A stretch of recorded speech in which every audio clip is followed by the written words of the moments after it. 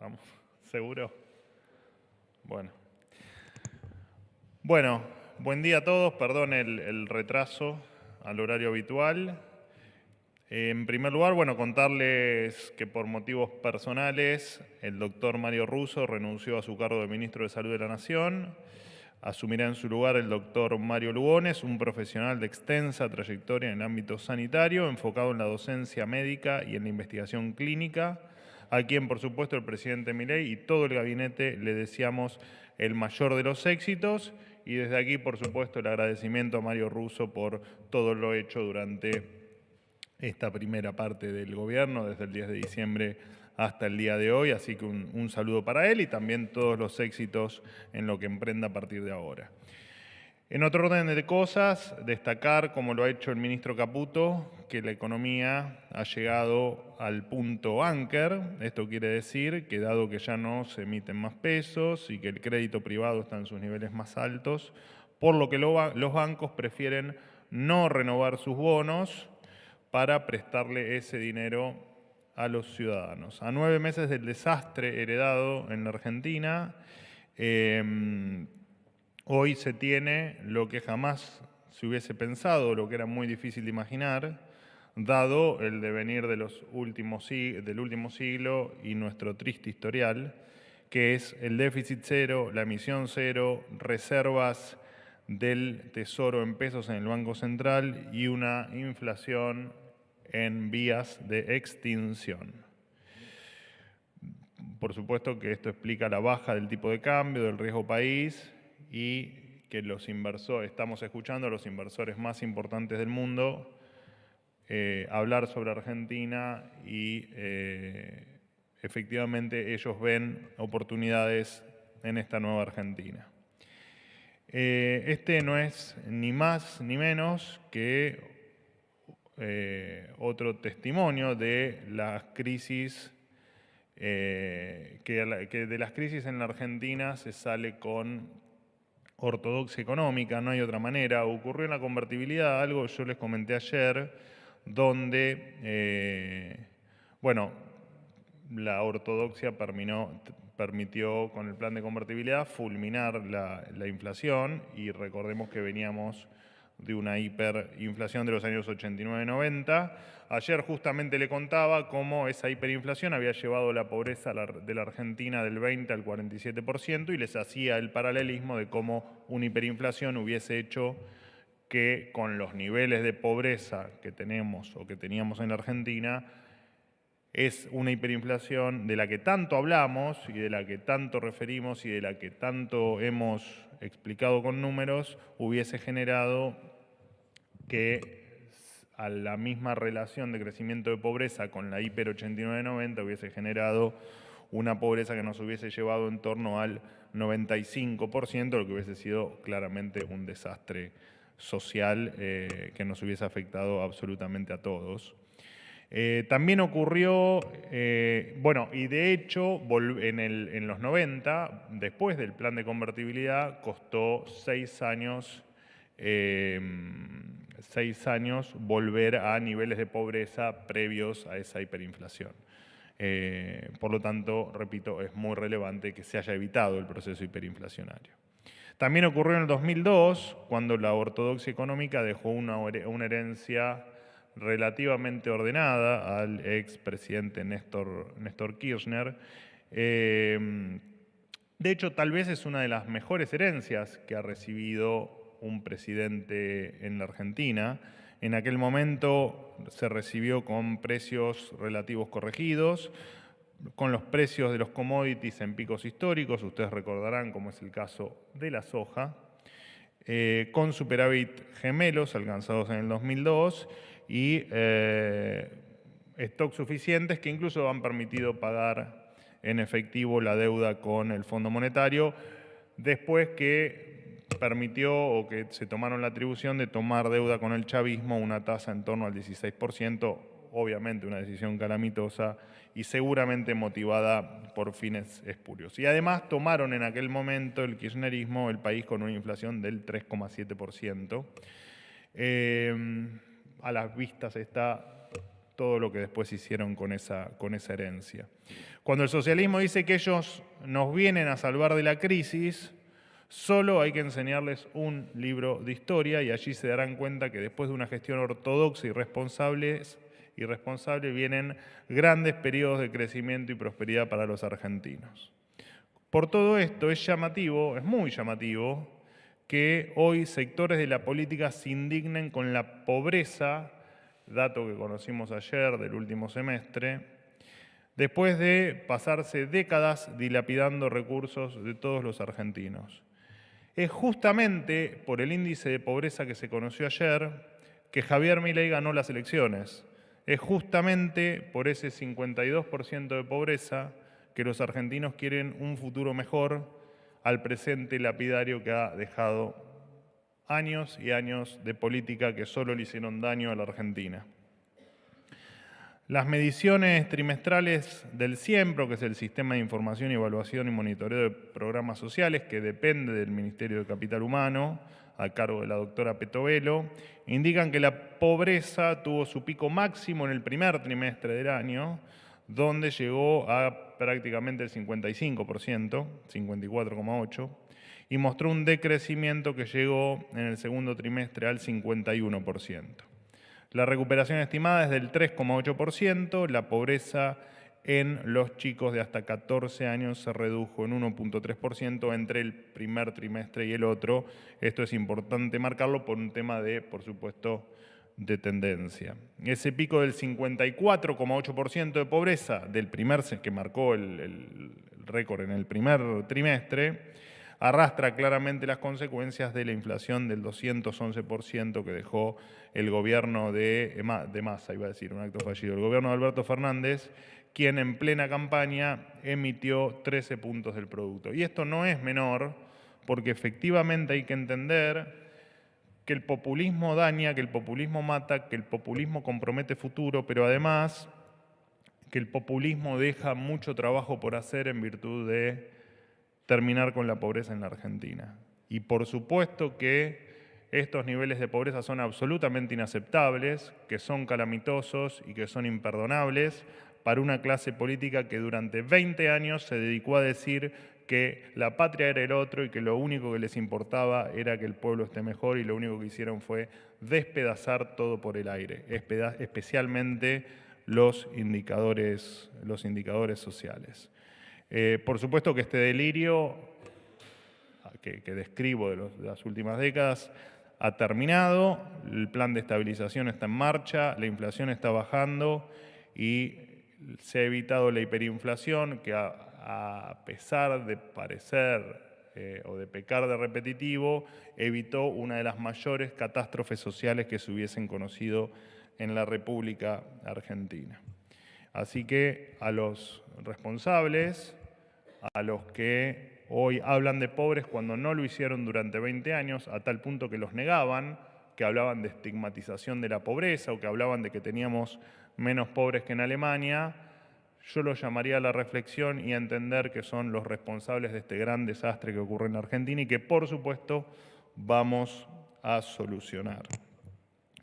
Por último, contarles que el presidente de la Nación va a firmar un decreto que va a declarar a la empresa Aerolíneas Argentinas sujeta a privatización, tal como lo habilita el artículo 9 de la Ley 23.696, llamada Ley de Reforma del Estado. Como ustedes ya saben, Aerolíneas Argentinas arrastra un déficit crónico a raíz de las desastrosas gestiones que llevaron a cabo todos y cada uno de los gobiernos populistas, lo que provoca la necesidad de efectuar constantes transferencias de recursos públicos que ponen en riesgo la sostenibilidad fiscal. Desde su reestatización en el año 2008, los aportes del Estado Nacional para cubrir el déficit de la compañía superan los 8.000 millones de dólares. ¿Por qué los argentinos, de los cuales nunca han viajado en su vida, deben cubrir esta atrocidad? No tiene absolutamente ningún sentido. Evidentemente, la falta de empatía ha reinado en la Argentina durante años. Esta atrocidad también se refleja en su estructura sobredimensionada, que cuenta con una dotación de 1.204 pilotos de línea para volar 81 aviones activos, es decir, casi 15 pilotos por cada avión operativo, un número absolutamente excesivo, siempre comparándolo, por supuesto, con el promedio de la industria.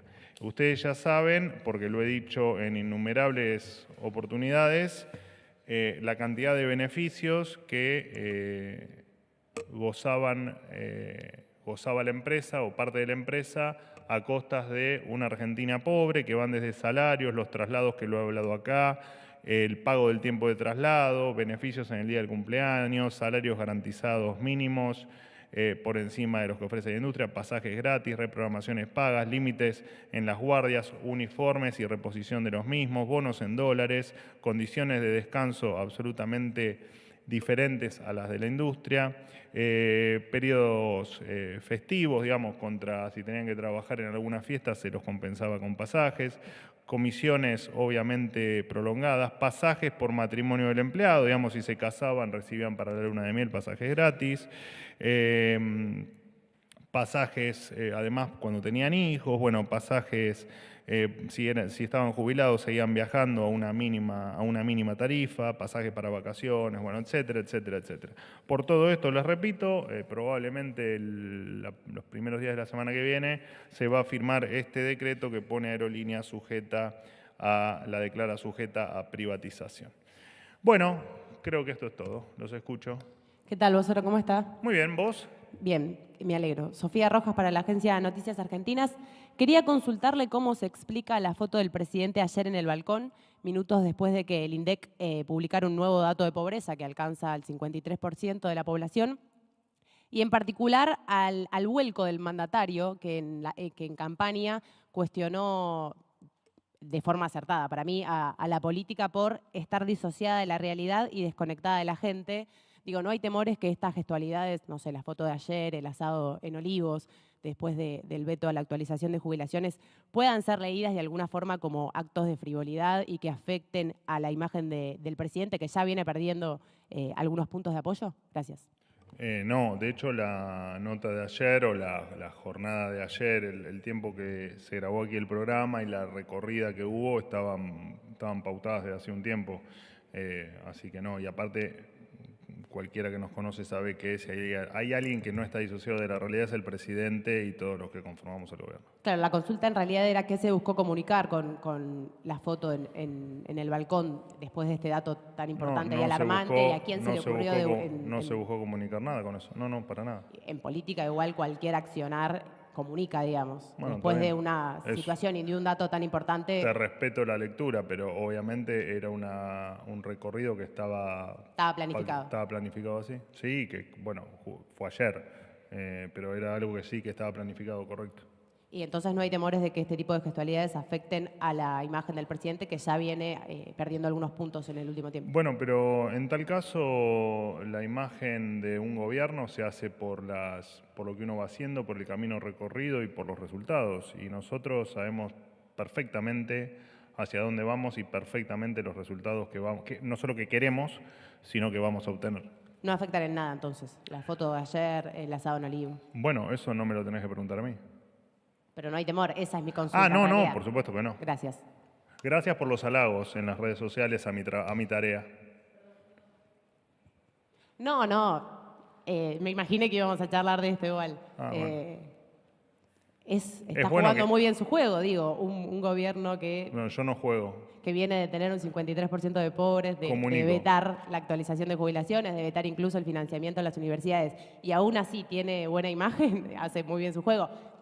Acá en el gobierno también lo valoran, digo. Repito, yo no juego. De todas maneras, te agradezco los halagos. Realiza muy bien su tarea, casi a un año de las legislativas ya suena como candidato. Muchísimas No solo yo lo valoro. No sabes lo feliz que me hace que con quienes comparto todos los días, muchas veces momentos tensos o momentos donde, bueno, no revisten la calidad de una charla amistosa, me reconozcan mi trabajo, por eso quería agradecértelo públicamente, más allá del tema de las redes de ayer. Así que muchísimas gracias. No hay por qué. ¿Qué tal, Manuel? Buen día. Te cambiaste el look. No, sucede que estuve una semana con bronquitis, entonces, No se nota. no, ahora estoy mejor, por suerte. Me alegro mucho. Yo también. Manuel, bueno, te tomo que la responsabilidad del 52.9% de pobreza en total, digamos, no la tiene el gobierno, pero supongo que sí puede aceptar que este aumento brutal tiene que ver con la política de shock. Y ahora trascienden medidas justamente para graduar ese shock. Entonces, mis preguntas son dos sobre este mismo tema. Primero, si puede leerse como una autocrítica, y la segunda, si nos puede dar precisiones en cuanto a cuáles serían esas medidas para graduar ese shock. Gracias, Manuel. No, por nada. A ver, vamos por partes. Primero, te agradezco la pregunta en virtud de que empezamos a entender el desastre en el que la Argentina se viene manejando hace mucho tiempo, independientemente de, digamos, si la mayor responsabilidad estuvo en el gobierno anterior o en otros gobiernos o en los últimos 100 años. Así que te agradezco el comentario dentro de la pregunta. Por otro lado, nosotros entendemos perfectamente, a ver, acá nosotros tenemos bien en claro cómo se termina la pobreza, digamos, porque el mundo ya lo ha hecho y es básicamente con crecimiento, no hay otra manera de hacerlo.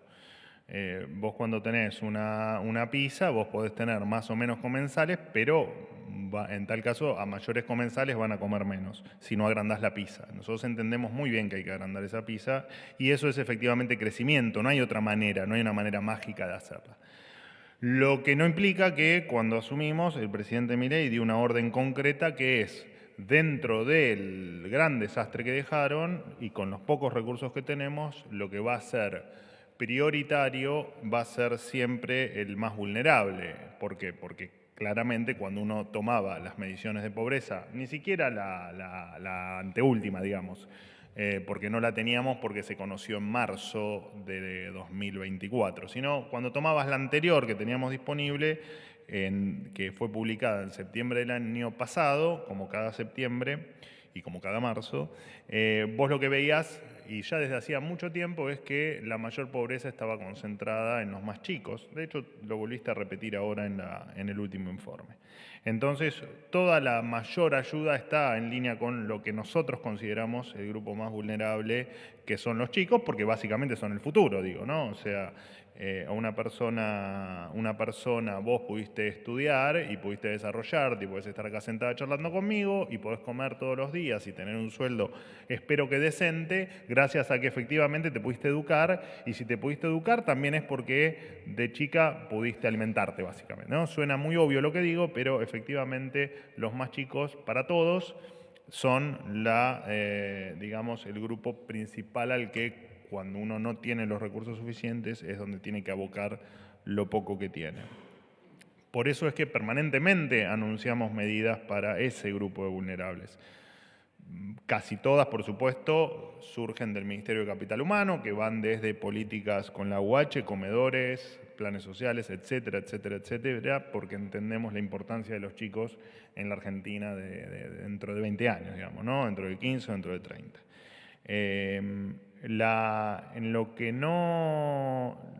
Ahí tal vez vos me hablás de... Se habla de que hay tarifas que Sí. iban a aumentar según el plan de shock que había dado el gobierno en los últimos meses, y que entonces ahora estas tarifas no serían así, no se darían con estos mismos aumentos. Es decir, que empiezan a trascender que en el tema gas, en el tema de electricidad, habría decisiones que todavía se quiere continuar el ajuste, pero en forma gradual. Entonces, mi pregunta es, primero, si esto se trata de una autocrítica, el que empiecen a aparecer este tipo de medidas, y segundo, ¿cuáles son esas medidas? Si No, ya pero están anunciadas oficialmente, No. Ahí te entendí el punto. No, digamos, a ver, el camino está trazado y por supuesto que uno todos los días va corrigiendo y va haciendo si se quiere, esta autocrítica, ¿no? En realidad no es una autocrítica, sino que es analizar cada paso que damos y qué se puede mejorar. Ya lo de las tarifas ya ha pasado otros meses, yo ahora no recuerdo bien, pero creo que en julio ha ocurrido lo mismo, había un aumento pactado para julio o junio, bueno, no lo tengo fresco en la memoria, y no se hizo porque efectivamente digamos, el superávit que vos tenías financiero te permitía, dentro de tu equilibrio fiscal, respetarlo y no cargar durante ese periodo con un incremento de tarifas que podía absorberlo el superávit fiscal. Digo, eso se va manejando de acuerdo a la caja, como se conoce popularmente, que exista y de la cual disponga el ministro Caputo para hacer determinada cuestión de política en virtud de no recargar los bolsillos de la gente cuando puede extenderse un mes más. Pero eso se ha hecho en otras oportunidades, no es una novedad. ¿O no? Bueno, no Estas medidas no está, que empiezan a trascender, que están Ok, en varios ok. portales, en No está varios diarios. no hay ninguna decisión tomada. No, cuando esté la diremos, pero no hay ninguna decisión tomada. Buen día, Manuel. Miguel Miguel, Nicolich. ¿cómo andas? ¿Qué ¿Bien? tal? Muy bien, muchas gracias. Miguel Nicolich para Radio Rivadavia. Hace una semana el Papa Francisco denunció que un ministro de la actual gestión pidió coimas. 7 días después, ayer, un ministro renuncia. Esta mañana, colegas han relacionado precisamente este hecho que probablemente haya leído en los diarios hoy. ¿Qué tiene para decir el gobierno a propósito de esta relación que han establecido los colegas? Eso por un lado. Y ayer mismo, en el contexto de darse a conocer el alto índice de pobreza que padecen nuestros compatriotas, hubo un ministro que habló de DIP motosierra, profundizar el ajuste. ¿Cómo encaja esto entre una realidad y una política? Gracias.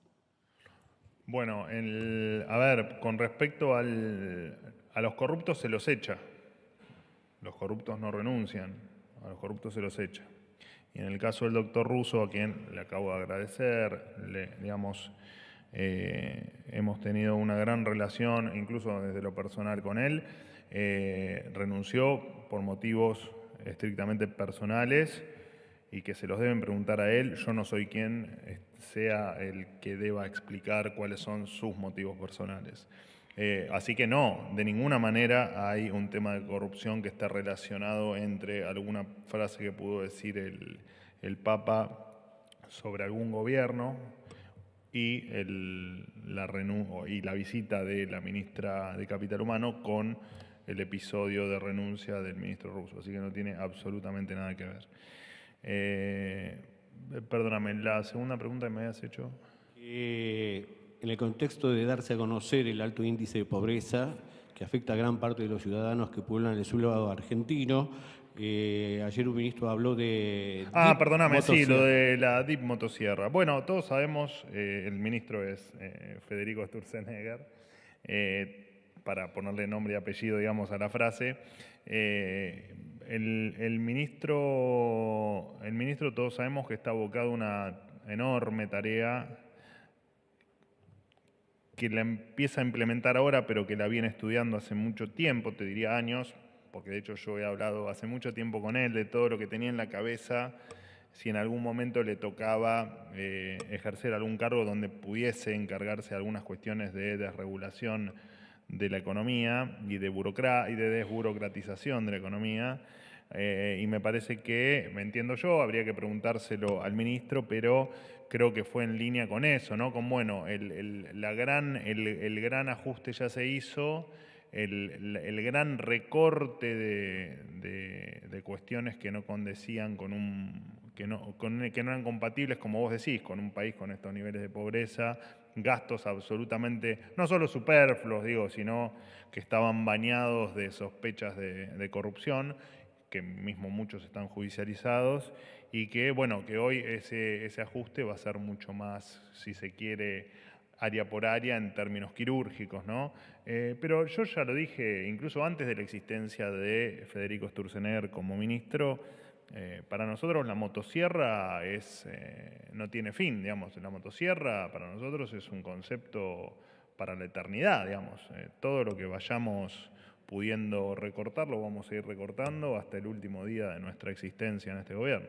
Así que me parece que pero te repito, hay que preguntárselo a él, pero entiendo porque lo conozco y porque trabajamos juntos, como con todo el resto del gabinete, que en su magnífica tarea que está llevando a cabo, bueno, él va rinconcito por rinconcito buscando qué le complica la vida a los argentinos, cómo desregular más la economía, cómo desburocratizar el Estado, porque detrás de eso, más allá de que se busca que sea simple, que los argentinos puedan vivir de manera más simple, más libre, más ordenada, es también, pero por sobre todo más libres, que económicamente tenga una repercusión, que es mayor inversión, mayor deseo de invertir, de arriesgar, de contratar. De hecho, bueno, la reforma laboral o la reglamentación de la reforma laboral va en esa línea y todo lo que hace el ministro va efectivamente en esa línea. Así que me parece que un poco eso es lo que te puedo traducir de lo que sé que piensa el ministro. Después, qué quiso decir puntualmente con la DIP motosierra, bueno, después no lo sé. ¿Qué tal, Manuel? Buen día, Pablo Lapuente para ¿Cómo Letra P. andás? Muy bien, gracias. Para seguir un poco con la pregunta de Nicolich también, ¿no evalúan en estos 9 meses de gestión una suerte de falla en la gestión o en el gabinete, teniendo en cuenta que con la salida de Russo, por temas personales, se suman cerca de 50, 55 funcionarios en distintas áreas? En salud particularmente también ya habían renunciado otros 2 funcionarios relevantes, Rodríguez Chiantore, Andrés Escarci, pero los puedo mencionar también en jefatura de gabinete, en seguridad también secretarios relevantes, y eso se debe también a alguna falla en la gestión, se hace una suerte de autocrítica sobre eso. Y tomando un poco también tu introducción, tomando, si querés, como válido un poco la herencia, el desastre que fue el gobierno también de Alberto Fernández en materia económica, pese a eso, de todos modos, la pobreza y la indigencia de este gobierno, si pretenden hacerse cargo también de ese incremento, de ese salto de cerca de 13 puntos desde que asumieron en diciembre hasta ahora, y si de todos modos con respecto a esos índices pretenden continuar con el ajuste sobre los que menos tienen. Gracias. Bueno, con respecto a tu primera pregunta, no, a ver, nosotros desde el momento 1, de hecho hubo otros funcionarios que se han ido, digo, solo por mencionarte algunos de los más relevantes, el ministro Ferraro, el ministro Pose, y te digo más, y se seguirán yendo, porque parte de un gobierno que quiere hacerlo mejor es buscar permanentemente en todas las líneas de gobierno a los mejores funcionarios. Así que no veo que tenga de malo que el presidente, en lo que a él le interesa de manera directa, a los ministros, a los secretarios, a los subsecretarios, que puedan ir definiendo y mejorando cada una de sus áreas. Así que todo lo contrario, me parece que es un valor agregado el que los funcionarios se puedan ir renovando. En este caso, la verdad es que Mario Russo renunció por temas estrictamente personales, por lo tanto, como lo puedo hacer yo en algún momento, cualquier otro funcionario, digo, un día tenés alguna cuestión personal o o cuestiones de otra índole que hagan que tengas que dar un paso al costado en el puesto, en el lugar o en la función en la que estás, y no hay nada mejor que eso, ¿no? Porque en definitiva los equipos me parece que se van mejorando precisamente aceptando los cambios, no negándote a ellos. Y me parece que la lógica desde el 10 de diciembre ha sido esa. Y no veo, te repito, no veo que tenga de malo que un gobierno o un equipo de trabajo se vaya puliendo y vayan accediendo cada vez mejores hombres, mejores mujeres y mejores cualidades, si se quiere, en cada una de las áreas, de acuerdo a lo que cada funcionario considere. Así que no, todo lo contrario, más que autocrítica, me parece que es un valor agregado que tenemos. Con respecto a, perdóname, ¿qué me preguntaste de la pobreza? Para resumir, si se van a hacer cargo del salto de 13 puntos en la pobreza de los datos oficiales de ayer y si de todos modos pretenden continuar con el ajuste sobre los sectores más vulnerables, teniendo en cuenta que algunos otros datos también indican en los datos del INDE que cayeron salarios formales 17.9%, los informales también 25% y la venta en supermercados cayó 12%. Bueno, no haces ni más ni menos que describir las consecuencias de 20 años de populismo. Todo de punta a punta lo que dijiste. Hasta te diría más, la confusión con la autocrítica, porque según un funcionario es la consecuencia de 20 años de destrucción. Nosotros tomamos el desastre y lo vamos a corregir y lo estamos corrigiendo. Digamos, pretender realmente, porque de hecho aclaré que los puntos de pobreza, los picos máximos de pobreza en el primer trimestre quedan incluso por encima del índice que marcó el INDEC ayer, 50 y casi 55% en el primer trimestre, lo marco precisamente para entender que veníamos del abismo total, del desastre total, y que efectivamente todo lo que estamos haciendo es en pos de lo que le contestaba Silvia, ¿no? Digamos, no existe la magia, ya lo decían en otras épocas. No hay magia, acá no hay magia, acá no hay decretos mágicos, acá no hay máquina de imprimir billetes que te garantice riqueza y acá no hay todo lo que destruyó la Argentina, acá no existe. Y efectivamente entendemos, repito, y me parece válido que se entienda bien esto, vos sacás gente de la pobreza creciendo. Fin, no tenés otra herramienta para sacar gente de la pobreza, para mejorarle el ingreso a los jubilados, para que haya menos chicos pobres, para que desaparezca la indigencia, para que mejoren los salarios, para que baje el desempleo. No hay otra manera que no sea con crecimiento. Esto se tiene que entender y se tiene que entender bien claro. No hay manera de hacerlo sin crecimiento. Todo lo que te digan que se puede salir de esta situación sin crecimiento, imprimiendo billetes o diciendo alguna pavada en algún micrófono por televisión de algún populista que gobernó y que fue parte de este desastre, te está mintiendo. Como nos han mentido a todos durante un montón de años, durante décadas, y nos han llevado hasta donde nos llevaron y, te repito, en la pobreza tenés la explicación de por qué la gente quiso cambiar y por qué la gente quiere otra cosa. Y yo no podemos creer cómo los responsables del desastre, y que saben que son responsables del desastre, descubrieron a los pobres. Porque esa es la sensación, ¿no? Que muchos de los que gobernaron la Argentina parece que descubrieron a los pobres sin entender cuál es la base estructural de esa pobreza y sin entender que combatiendo al capital, decían, ¿no? Bueno, se les fue la mano, lo combatieron tanto que nos destruyeron a todos y eso es lo que venimos a cambiar. ¿Algo más? Fabián, ¿cómo andás? Bien. Buenos días, Fabián Guamán de FM La Patriada. Preguntarte con respecto, Golo, sobre el tema de la foto ayer en el balcón del presidente con Susana Jiménez. Si no considerás que la gente no está viendo una foto de la casta en estos momentos, luego de conocido el índice de inflación, que se conoció en el mismo momento que la secretaria general de la presidencia, el jefe, Karina Milei, posteaba la foto suya con Susana Jiménez y el perro Thor. Si eso no fue una agresión directamente para los que no forman parte de la casta. Por otro lado, comentarte unas declaraciones de Salvia, el titular del Observatorio de la Deuda Pública, que dijo que en clave del tiempo uno podría plantearse qué bien que estábamos cuando estábamos mal. Eso fue lo que dijo en referencia a la inflación. Y volverte a preguntar, porque realmente no logro comprender cómo un gobierno que asume en determinadas condiciones no se hace cargo de la herencia recibida pasado un año y sigue responsabilizando al anterior.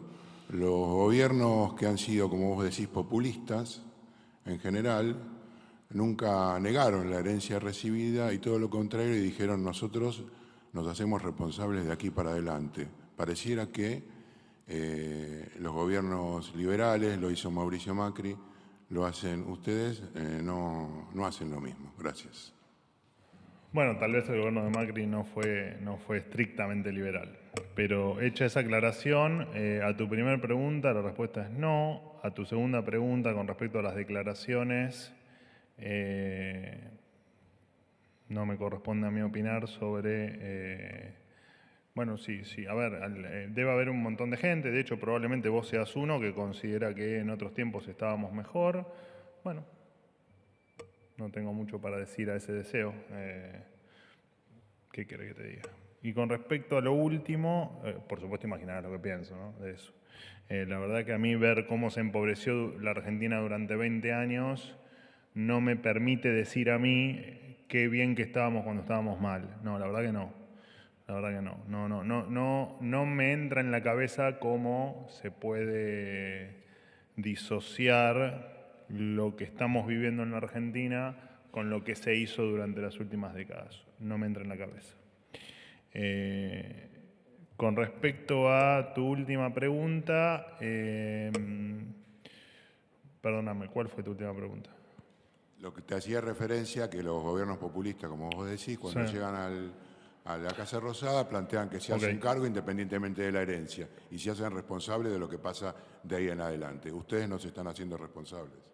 Claro, bueno, no, en realidad está buena la pregunta, me gusta. Cualquier gobierno asume con una herencia, a veces mejor, a veces peor, en nuestro caso una herencia catastrófica. Y de hecho, en nuestro caso, entendemos y lo hemos dicho públicamente, no hubiese existido otra posibilidad, digamos. Uno efectivamente pudo ganar las elecciones como lo hizo el presidente Milei, en parte gracias a lo que le venía diciendo a Pablo, tema de estos índices brutales de pobreza, pero también a otro montón de cuestiones, ¿no?, que hicieron que la gente haya leído esa devastación que estaba ocurriendo en la Argentina y efectivamente haya elegido otra cosa. Por tanto, creo que fuimos de los gobiernos que asumieron con mayor conciencia de lo que estaban recibiendo, porque efectivamente fue parte de lo que nos llevó al poder. Y claramente, a partir de ahí, el mismo 10 de diciembre empezás a trabajar para corregir todos los desastres. Lo que no implica que... Bueno, de hecho, mirá, históricamente los presidentes... Porque vos me hablás o me hacés, si se quiere, alguna observación con respecto a la herencia recibida y de qué te haces cargo y de qué no.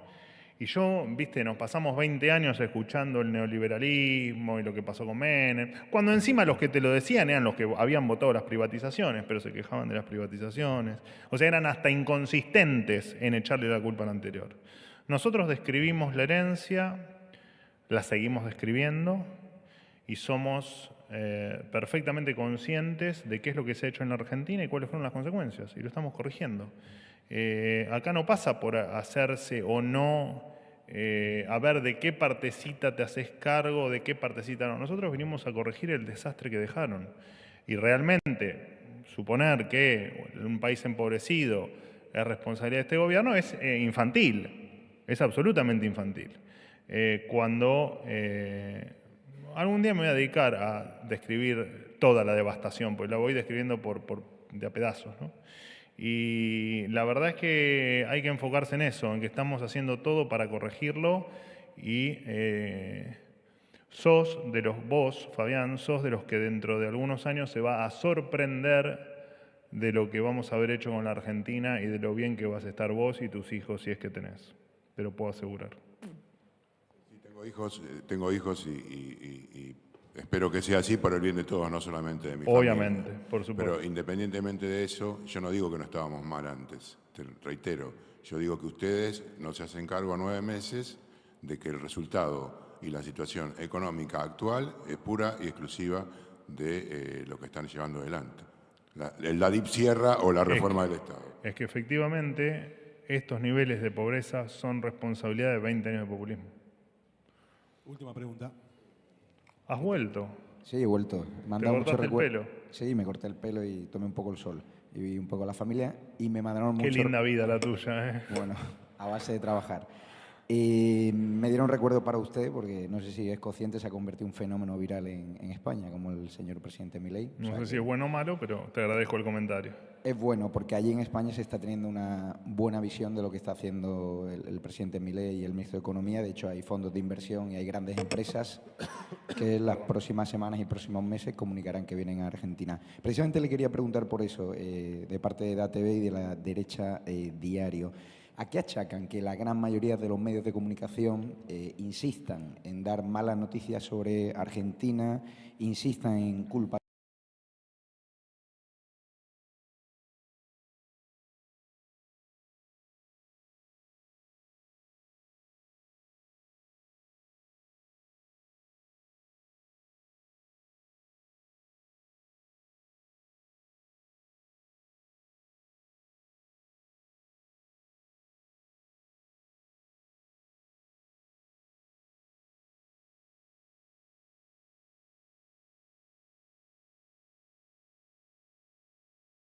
la pauta para comprar voluntades en medios de comunicación?